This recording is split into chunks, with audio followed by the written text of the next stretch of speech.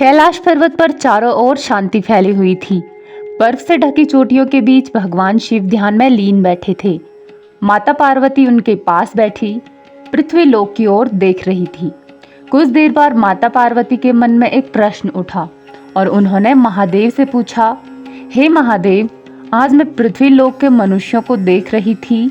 वहाँ कुछ लोग ऐसे हैं जो बहुत अच्छे हैं। वे किसी का कभी भी बुरा नहीं करते, हमेशा सबकी मदद करते हैं, सच्चाई के मार्ग पर चलते हैं। फिर भी उनके जीवन में दुख, परेशानी और कठिनाइयाँ भरी रहती है। और वहीं कुछ लोग ऐसे भी हैं जो दूसरों को दुख देते हैं, गलत रास्तों पर चलते हैं, लेकिन फिर भी उनका जीवन सुख और ऐश्वर्य से भरा हुआ है। हे नाथ, ऐसा क्यों होता है कि अच्छे लोगों के साथ ही बुरा होता है? महादेव ने धीरे से अपनी आंखें खोली और मुस्कुराए और बोले, पार्वती, ये प्रश्न केवल तुम्हारा नहीं है। पृथ्वी पर हर अच्छे मनुष्य के मन में कभी न कभी ये प्रश्न अवश्य उठता है। लेकिन मनुष्य एक बात नहीं समझ पाता, जीवन केवल इस जन्म के कर्मों से नहीं चलता, बल्कि अनेक जन्मों के कर्मों का परिणाम होता है। माता पार्वती ने आश्चर्य से पूछा, प्रभु, क्या मनुष्य के वर्तमान दुख उसके पिछले जन्मों के कर्मों का फल होते हैं? महादेव बोले, हाँ पार्वती, जिस प्रकार बीज बोने के बाद फसल आने में समय लगता है और फल आने में उससे भी ज्यादा समय लगता है, उसी प्रकार कर्म का फल भी तुरंत नहीं मिलता। कभी कभी मनुष्य इस जन्म में जो दुख भोगता है वो उसके पुराने कर्मों का परिणाम होता है। माता पार्वती ने फिर पूछा, लेकिन प्रभु, यदि कोई व्यक्ति इस जन्म में अच्छा है तो उसे दुख क्यों सहना पड़ता है? महादेव ने शांत स्वर में उत्तर दिया, पार्वती, अच्छे मनुष्य को दुख इसलिए नहीं मिलता कि भगवान उससे नाराज हैं, बल्कि कई बार दुख इसलिए आता है ताकि उसका मन और भी मजबूत बन सके।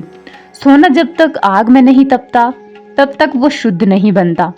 इसी प्रकार सच्चे और अच्छे मनुष्यों के जीवन में कठिनाइयां आती है और उनको मजबूत बनाकर जाती है। माता पार्वती ने कहा, तो क्या दुख मनुष्य को बेहतर बनाने के लिए आता है? महादेव बोले, हाँ पार्वती, दुख मनुष्य को दो महत्वपूर्ण बातें सिखाता है। पहला, वो अहंकार को तोड़ देता है और दूसरा, वो मनुष्य को धैर्य और समझ देता है।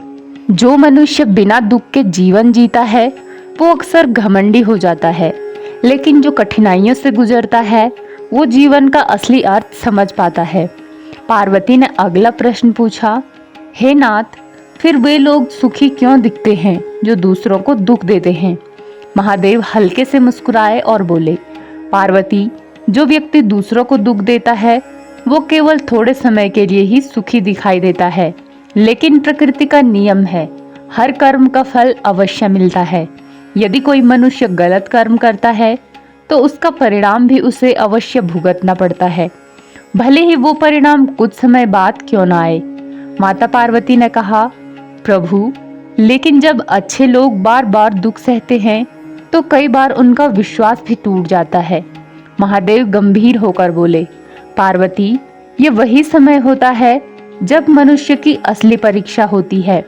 यदि वो कठिन समय में भी सच्चाई और अच्छाई का मार्ग नहीं छोड़ता तो समझ लो उसकी आत्मा बहुत मजबूत है। ऐसे मनुष्य को अंत में वो फल मिलता है जिसकी उसने कभी कल्पना भी नहीं की होती है। माता पार्वती ने फिर पूछा, तो क्या भगवान अच्छे लोगों की परीक्षा लेते हैं? महादेव बोले, परीक्षा नहीं पार्वती, बल्कि उन्हें और ऊंचा बनाने का प्रयास करते हैं। जिस प्रकार एक गुरु अपने सबसे अच्छे शिष्य को सबसे कठिन प्रश्न देता है, उसी प्रकार जीवन भी सबसे मजबूत आत्माओं को सबसे कठिन परिस्थितियां देता है।